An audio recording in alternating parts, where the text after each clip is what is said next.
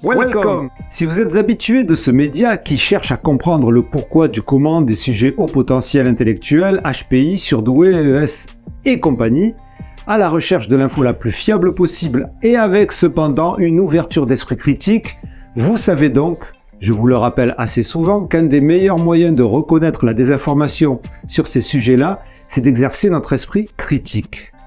Mais bon, vous et moi, on n'est pas né avec l'esprit critique et à l'école, on ne peut pas dire qu'on nous l'enseigne vraiment. Je vous ai déjà donné des liens plutôt audiovisuels de vulgarisateurs et vulgarisatrices et là, je vous propose l'interview de l'auteur d'un livre qui vient de paraître et qui paraît déjà indispensable pour comprendre, apprendre, connaître et développer son esprit critique. Et croyez-moi, on en a tous besoin, quels que soient nos niveaux supposés. Il s'agit de Au cœur de l'esprit critique, petit guide pour déjouer les manipulations, de Séverine Falkowitz avec Clément Navelan et Monsieur Contradico. Séverine Falkowitz est maître de conférences à Aix-Marseille Université et psychologue social. Ses travaux de recherche portent sur l'influence sociale et la manipulation comportementale. Elle est également très impliquée dans la diffusion de la pensée critique. C'est une courte interview audio, mais comme d'habitude, je vais faire des petits chamana à droite à gauche tout autour.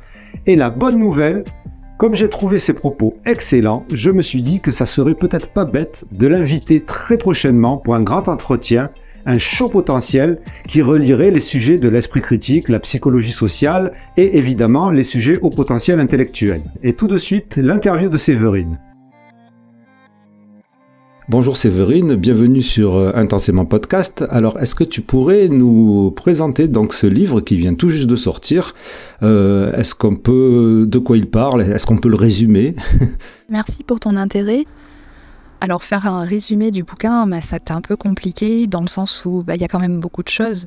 Parce qu'en fait, c'est à la fois un bouquin de vulgarisation dans le sens où je fais un tour total de l'esprit critique en renvoyant les gens vers des lectures, vers des sites YouTube, des chaînes YouTube, même des podcasts, plein de ressources en fait, des BD et des références universitaires. Donc c'est-à-dire qu'en fait, pour chacun des points traités, après chaque fois, je vais quand même m'appuyer sur la littérature scientifique. Donc ce que j'évoque, c'est le fait que l'exercice de l'esprit critique ne correspond pas à la représentation qu'on peut en avoir. Il ne s'agit pas simplement de douter, mais de savoir comment douter. Donc ça nécessite en fait à la fois l'acquisition de connaissances et de compétences méthodologiques.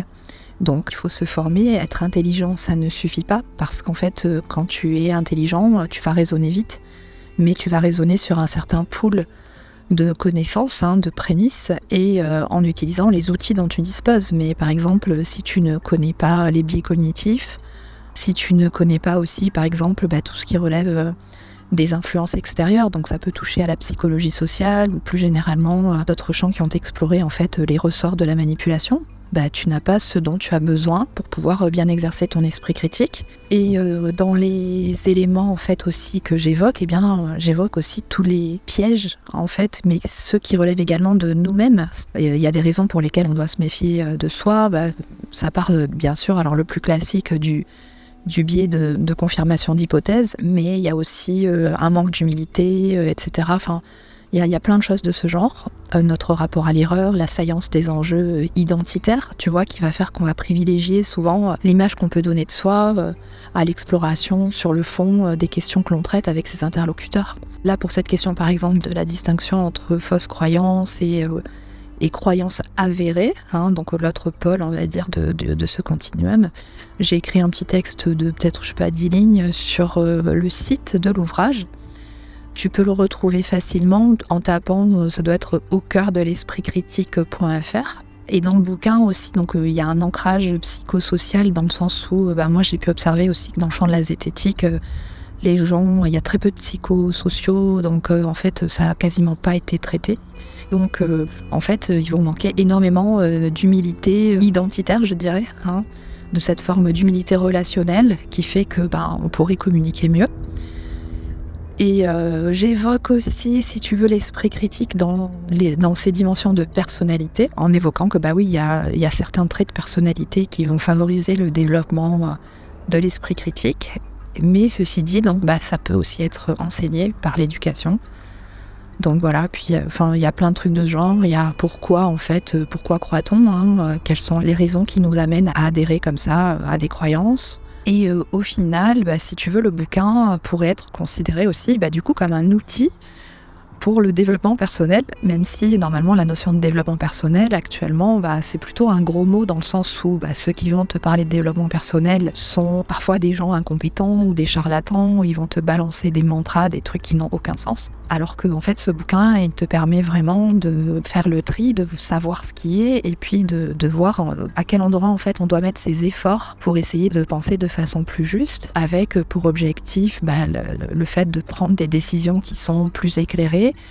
Et au final, d'être plus libre, parce qu'en fait, les décisions, il s'agit autant de décisions individuelles que de décisions collectives. Donc, le vote aussi en fait partie.